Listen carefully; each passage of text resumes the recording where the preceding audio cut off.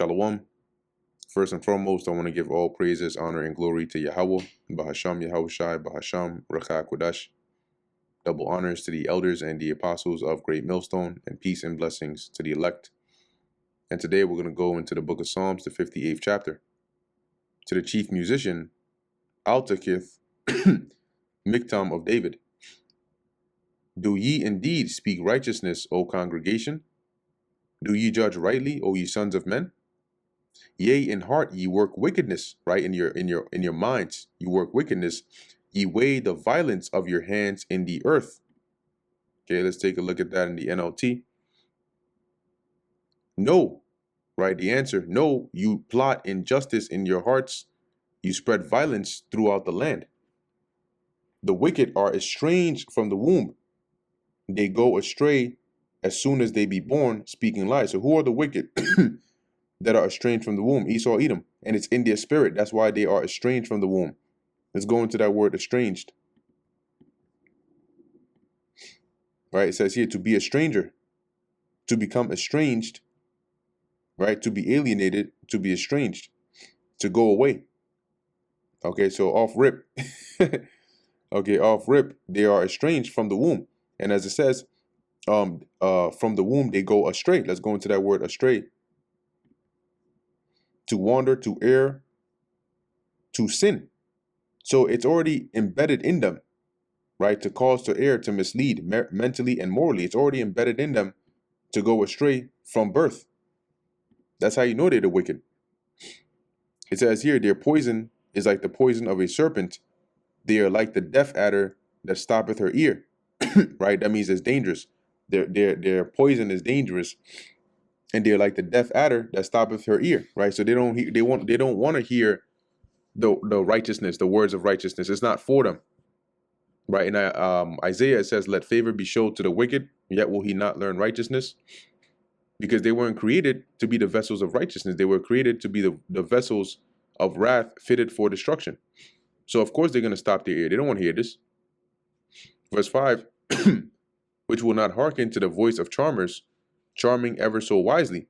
Right? And we're likened onto those charmers, charming with this word. And them being serpents, they're not hearkening to that. Because it's not for them. They're not meant, to hearken onto this voice or this song.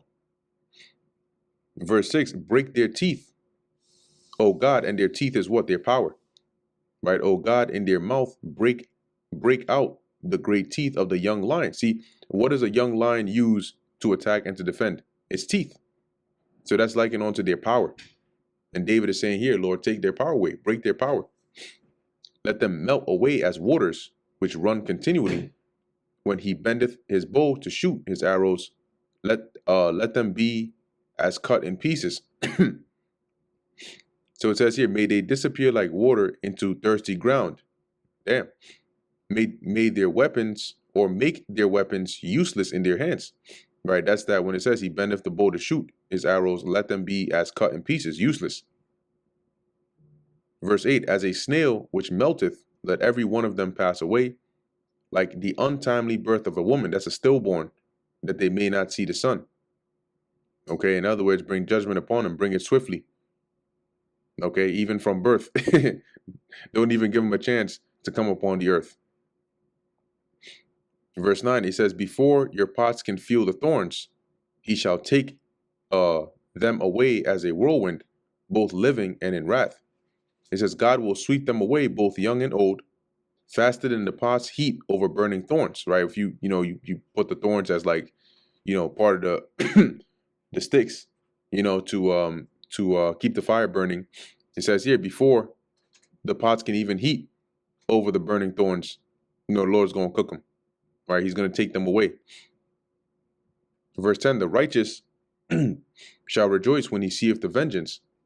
He shall wash his feet in the blood of the wicked. Now, it's not literal, right? In the sense that, once again, you're going to see the Lord bringing judgment on me. Just hold on a second, Lord. You're going to take off your sandals and go and wash your feet. Hold on, let me rinse the toenails and everything. No, that's disgusting. All right. But when it says he shall wash his feet, meaning you're gonna see their downfall. Okay, they're gonna be under you and you're gonna witness that. Okay. Verse 11, Matter of fact, let's look at verse 10 also in the NLT. It says, the godly will rejoice when they see injustice avenged. They will wash their feet in the blood of the wicked. Okay, so that's not literal.